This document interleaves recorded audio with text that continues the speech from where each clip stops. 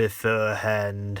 So, Oxygen, from what we've seen, seems to be a meld of the classic Base Under Siege formulas and modern character dynamics. It's also the first episode, I can't believe I'm saying this, where I was meant to say where we get Nardole travelling in the TARDIS. The video cut unexpectedly. Sorry.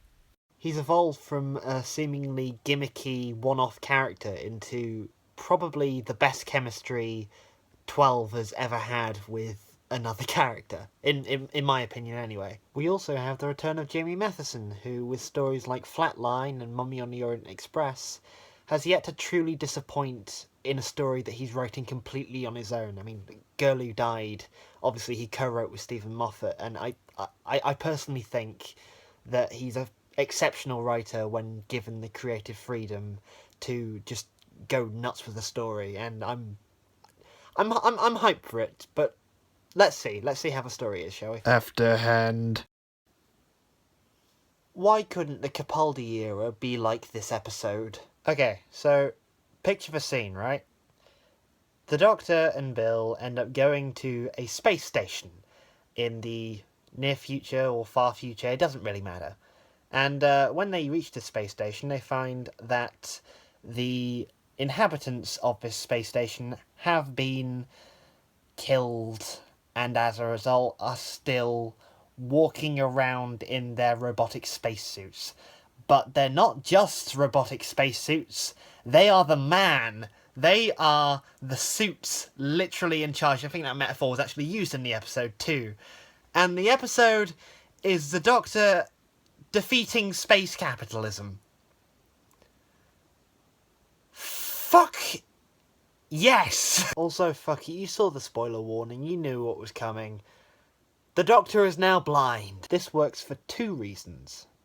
One, because we rarely see the physical effects of the Doctor's travels on the Doctor. I mean, we quite often see the emotional impacts on him, and we've seen him sulk a few times because he's lost someone or something.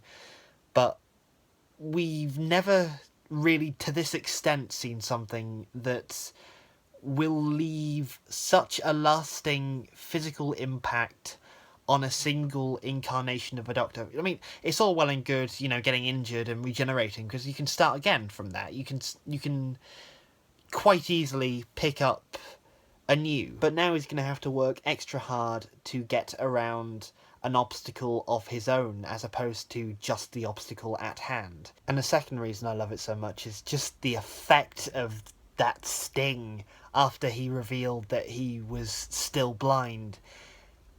I didn't expect it coming, and for the first time in absolute ages, I just had butterflies in my stomach because I was genuinely caught off guard by it. The scene where Bill is suffering oxygen deprivation and has no idea what the fuck's going on in front of her was beautifully filmed, by the way. I kudos to the team for that. Pearl Mackie's performance was fantastic. Peter Capaldi's performance, when it's revealed that he's lost his sight, was also fantastic. Why does it always come back to 12 losing his sight?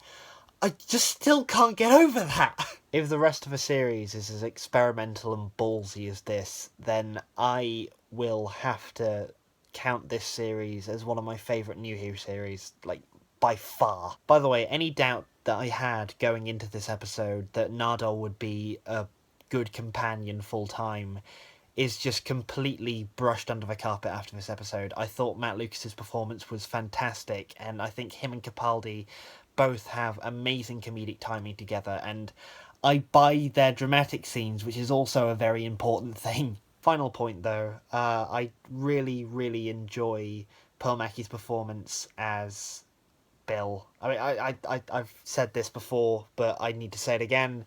I have no issues believing that she is new to everything that's going on. She just completely convinces me that she's experiencing all this for the first time, and just the scene in this episode where she was talking to the blue guy and they made that race joke.